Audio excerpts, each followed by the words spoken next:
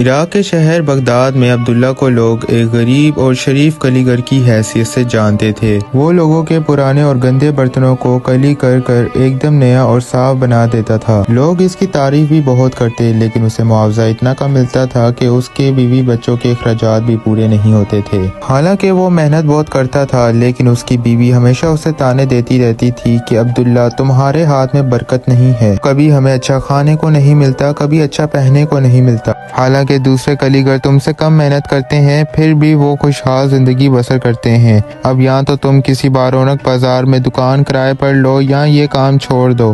عبداللہ اسے سمجھاتا تھا کہ آدمی کو لالچ نہیں کرنی چاہیے، صبر و شکر اور قناعت کے ساتھ گزارا کرنا چاہیے، مگر بیوی نہیں مانتی تھی۔ عبداللہ اس بحث سے بہت زیادہ پریشان ہو جاتا۔ ایک دن رات کو تھکا ہوا وہ بستر پر آ کر لیٹا اور یہی سوچنے لگا کہ یا اللہ کیا کروں۔ اسی وقت اس کے دروازے پر دستک ہوئی۔ کیا یہ عبداللہ کلی کا گھر ہے؟ جی جناب، یہی گھر ہے، عبداللہ نے اندر سے جواب دیا۔ ذرا باہر آؤ، تمہیں ایک کام دینا ہے۔ عبداللہ نے چادر اوڑھی اور اس شخص کے پاس پہنچ گیا۔ باہر ایک شخص بہت بڑا سا پیتل کا گلدان لیے کھڑا تھا۔ کچھ فاصلے پر اس کی گھوڑا گاری بھی کھڑی تھی۔ لباس سے وہ کوئی امیر کبیر آدمی نظر آتا تھا۔ اس شخص نے اپنا بھاری بھرکم ہاتھ مسافے کے لیے آگے بڑھایا اور باریاب آواز میں بولا، یہ گلدان ہمارے بزرگوں کی نشانی ہے۔ کئی صدیوں سے یہ نسل در نسل ہمارے خاندان میں سجتا آ رہا ہے، لیکن اب اس کا رنگ روپ دھندلا گیا ہے۔ میں چاہتا ہوں کہ تم اس کے نقش و نگار بھی ٹھیک کر دو اور اس پر ایسی عمدہ سنہری کلی کرو کہ یہ بالکل سونے کا گلدان معلوم ہونے لگے۔ عبداللہ اندر سے چراغ لے آیا، اچھی طرح گلدان کو ہر طرف سے دیکھا بھالا، پھر خاصی دیر تک سر کھجاتے ہوئے گلدان کو گہری نظروں سے دیکھتا رہا۔ آخر کہنے لگا، ٹھیک ہے، آپ کا کام آپ کی مرضی کے مطابق ہو جائے گا، لیکن اس میں 15 دن لگیں گے۔ رہی بات معاوضے کی، تو کام اگر آپ کی مرضی کے مطابق ہوا تو جو مناسب سمجھیے گا دے دیجیے گا۔ امیر آدمی نے کہا، ٹھیک ہے، تم ایماندار آدمی مشہور ہو، اسی لیے میں تمہارے پاس آیا ہوں۔ یہ گلدان لے لو، میں 15 دن بعد ٹھیک اسی وقت آؤں گا۔ عبداللہ نے اس شخص سے ہاتھ ملایا اور اس بھاری بھرکم بڑے سے گلدان کو کھینچ کھانچ کر اندر لے گیا۔ صبح ہی صبح اس نے ماہر کاریگر کی طرح گلدان کو خوب اچھی طرح دیکھا، پھر اس نے مختلف مسالے لگا کر گلدان کو صاف کرنا شروع کیا۔ جوں جوں وہ گلدان کو صاف کرتا گیا، اس کے نقش و نگار ابھرتے گئے۔ اس پر بہت سے رنگ برنگے پھول اور پرندے بنے ہوئے تھے۔ 15 دن تک وہ اس گلدان پر بڑی محنت اور جانشانی سے کام کرتا رہا۔ بیوی بھی کئی دنوں سے یہ کاروائی دیکھ رہی تھی۔ کہنے لگی، واہ واہ عبداللہ، تم نے تو کمال کر دیا۔ اب یوں کرو کہ جب اس کا مالک آئے تو کہنا کہ اتنی اشرفیاں دے دے جو اس گلدان کے وزن کے برابر ہو۔ عبداللہ اپنے ماتھے پر ہاتھ مار کر بولا، اللہ کی بندی، اتنی لالچ سے کام مت لو، خدا کا خوف کرو۔ اس گلدان کا مالک جو بھی اپنی خوشی سے مجھے دے گا میں خاموشی سے قبول کر لوں گا۔ یہ تو شکر کرو کہ ہمیں کام مل گیا۔ بیوی بربراتی ہوئی کمرے سے باہر چلی گئی۔ رات کو عبداللہ نے ریگ ماس سے اچھی طرح گلدان کو رگڑا، کپڑے سے اچھی طرح پہنچا اور گلدان کے مالک کا انتظار کرنے لگا۔ جب خاصی رات بیت گئی تو دروازے پر دستک ہوئی۔ عبداللہ جلدی سے اٹھا، چراغ اٹھایا اور باہر نکلا۔ باہر گلدان کا مالک بھائی کے پاس کھڑا تھا۔ عبداللہ کو دیکھ کر کہنے لگا، آؤ بھائی عبداللہ، امید ہے کہ میرا کام ہو گیا ہوگا۔ عبداللہ نے کہا، جی ہاں، اللہ کی مہربانی اور اس کے فضل سے کام تو مکمل ہو گیا ہے، میں ابھی لاتا ہوں۔ گلدان کو دیکھ کر اس کے مالک کی آنکھیں خوشی کے مارے چمکنے لگی۔ پھر بگھی والے کو بلا کر گلدان کو آرام سے بگھی میں رکھا اور کہنے لگا، واہ بھائی عبداللہ، واہ، تم نے تو کمال کر دیا۔ اب بتاؤ تمہاری کیا خدمت کی جائے؟ عبداللہ عاجزی سے بولا، جو آپ مناسب سمجھیں۔ اس شخص نے مڑ کر بگھی والے کو کچھ اشارہ کیا۔ اس نے ایک بڑی سی گٹری اٹھائی اور لا کر عبداللہ اور اس شخص کے درمیان رکھ دی۔ اس آدمی نے کہا، اس میں کچھ کپڑے ہیں تمہارے اور تمہارے بیوی بچوں کے لیے، کچھ سونے کی چوڑیاں ہیں، کچھ قیمتی نگینے ہیں، باقی رہا معاوضہ تو وہ بھی ایک الگ بڑی پوٹلی میں رکھا ہوا ہے۔ لیکن ایک بات یاد رکھنا، نہ کبھی مجھ سے میرا نام پوچھنا اور نہ ہی میرا پتہ، کیونکہ میں اکثر تمہیں کام دینے کے لیے آتا رہوں گا۔ دوسری بات یہ ہے کہ اگر کسی نے بھی اس گٹری میں رکھی ہوئی کسی بھی چیز کو لالچ یا طمع کے ساتھ ہاتھ لگایا تو اس کے ہاتھ میں کچھ نہیں آئے گا۔ جو اللہ کی رضا پر راضی رہے گا اور قناعت سے کام لے گا وہی اچھی چیز کا حقدار ہوگا۔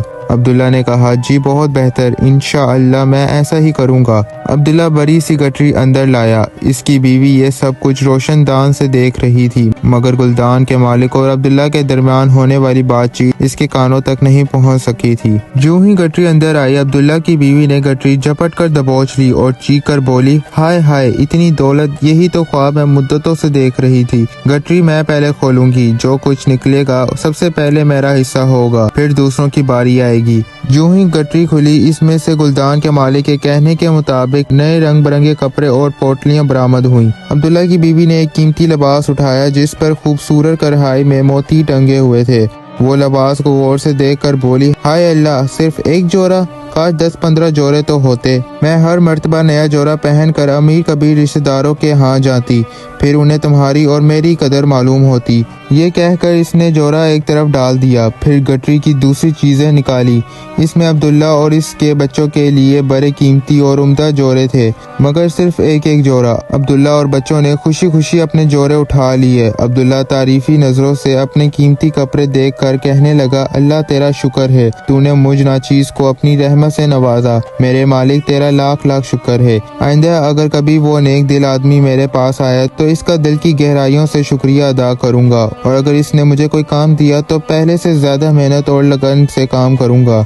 बीवी बड़े गुस्से में बोली, बस बस बस, ज्यादा तकरीरें करने की जरूरत नहीं है। दूसरी चीजें भी खोल कर देखो कि इसमें क्या है। मेरा ख्याल है बड़ी पोटली तो मैं खुद खोलती हूँ, इसमें बहुत सारी गिरें लगी हुई हैं, जरूर इसमें ढेर सारी अशरफियाँ होंगी। साफ बता देती हूँ कि इन अशरफियों में से अपनी पसंद की सारी चीजें खरीदूंगी, एक अशरफी भी तुम्हें नहीं दूंगी, बस तुम्हारे लिए जोड़ा काफी है। ये कहकर इसने पोटली खोलनी शुरू की। पहले तो पोटली में से अशरफियों की छनाछन सुनाई देती रही, लेकिन जब अब्दुल्ला की बीवी ने पोटली खोलकर इसे फर्श पर झाड़ा तो इसमें से अशरफियों की बजाय कंकर पत्थर निकले। वो चीखने लगी, हाय हाय हाय, हमारे नसीब फूट गए, गुलदान वाला धोखा दे गया। धोखेबाज, मक्कार, जालसाज, पूरे 15 दिन की मेहनत का ये सिला दिया। अब्दुल्ला छोटी पोटली खोल रहा था, कहने लगा, नेक बख्त, किसी के लिए भी ऐसी बातें नहीं करनी चाहिए, किसी को बुरा भला कहना कोई अच्छी बात नहीं है। ये कहकर इसने अपनी पोटली खोल ली। इसमें जगमगाते हुए कीमती नगीने निकले, ये तादाद में 7 थे।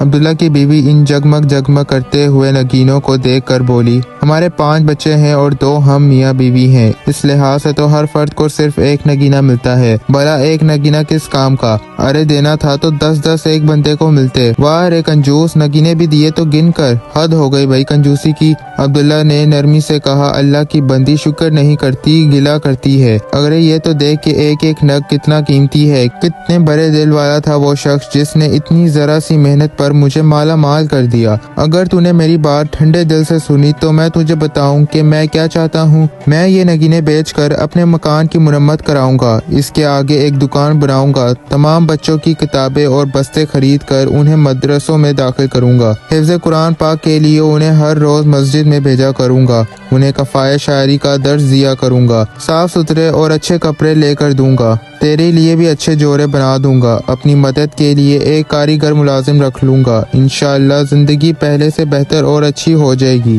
खुदा ने चाहा तो हम बच्चों की तालीम और तरबियत के मराहल से फारिग होकर हज पर भी जाएंगे। बीवी ने खिलाफ तवक्का कोई बात नहीं की, खामोशी से अब्दुल्ला की बातें सुनती रही। रात को नगीनों का ख्याल आया तो इसकी नीयत खराब हो गई। पोटली अब्दुल्ला के सराहने चिरागदान के करीब पड़ी हुई थी। जब अब्दुल्ला गहरी नींद में सो गया तो वो चुपके से उठी और दबे पांव जाकर पोटली उठा ली और पोटली को पुराने सामान वाली कोठरी के एक बड़े से संदूक की सबसे निचली सतह पर छुपा आई। फिर आते ही बाहर की कुंडी खोलकर शोर मचा दिया। हाय हाय लोगों, मैं लुट गई।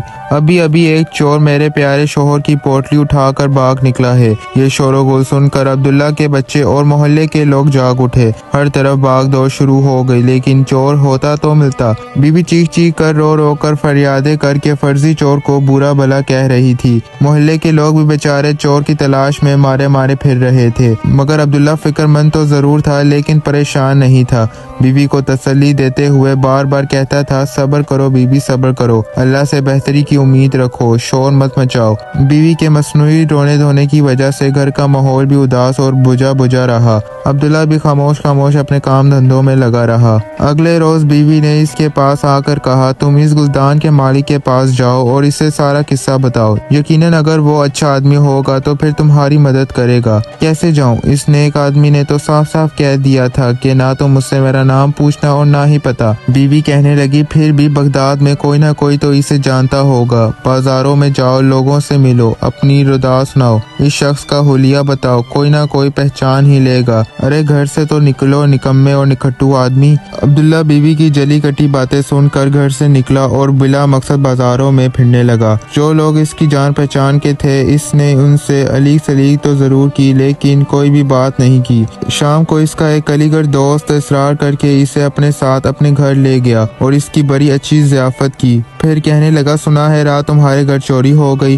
عبداللہ نے کہا، بھائی اللہ مالک ہے، میرا تو ایمان ہے کہ اللہ شفیق اور کریم ہے، ہمیں اللہ سے مدد مانگنی چاہیے، انشاءاللہ وہی پریشانی کو دور کرنے والا ہے۔ دوست علی گڑھ نے کہا، شاباش بھائی عبداللہ، شاباش ہے تمہارے صبر اور تمہارے استقلال پر، واقعی انسان کو ایسا ہی ہونا چاہیے۔ عبداللہ اپنے دوست سے رخصت ہو کر باہر نکلا تو خاصی رات ہو چکی تھی، سردی بھی بڑھ رہی تھی۔ ابھی وہ پلٹ ہی رہا تھا کہ ایک شخص نے اس کے کاندھے پر ہاتھ رکھ کر کہا، تمہیں وہ سامنے والی بگی میں بیٹھے ہوئے صاحب بلا رہے ہیں۔ عبداللہ نے گھوم کر دیکھا تو وہی بگی سڑک کے کنارے کھڑی تھی جس میں گلدان کا مالک آیا کرتا تھا۔ قریب جا کر اس نے محبت اور گرم جوشی سے مصافحہ کیا اور کہنے لگا، عبداللہ مجھے کچھ مت بتانا، مجھے سب معلوم ہے کہ تمہارے ساتھ کیا بیتی ہے۔ عبداللہ خاموشی سے اس کا نورانی چہرہ دیکھتا رہا۔ اس شخص نے کہا، جو بھی تمہارا چور ہے اس کے ہاتھ سوائے کنکر پتھر کے اور کچھ نہیں لگے گا، کیونکہ میں نے پہلے ہی کہہ دیا تھا کہ طمع یا لالچ کے ساتھ جو بھی انہیں ہاتھ لگائے گا اس کے ہاتھ کچھ نہیں آئے گا۔ تم نیک اور دیانت دار آدمی تھے، اللہ پر توکل بھی رکھنے والے تھے، اس لیے نگینے تمہارے ہاتھ میں محفوظ رہے۔ تمہاری بیوی کھولتی تو یہ نگینے بھی پتھر بن جاتے۔ کچھ دیر تک وہ نیک دل آدمی خاموش رہا، پھر کہنے لگا، کل صبح میرے مزدور تمہارے گھر آئیں گے، جو مرمت تم ان سے کروانا چاہتے ہو کروانا۔ شام کو مدرسوں کے 2-3 سربراہ خود تمہارے گھر یہ دعوت لے کر آئیں گے کہ کل سے اپنے بچوں کو مدرسوں میں بھیجو، ان کے تمام اخراجات مدرسے کے ذمہ ہوں گے۔ فی الحال یہ تھیلی اپنی جیب میں احتیاط سے رکھ لو، یہ تمہارے صبر اور تمہاری قناعت کا چھوٹا سا انعام ہے۔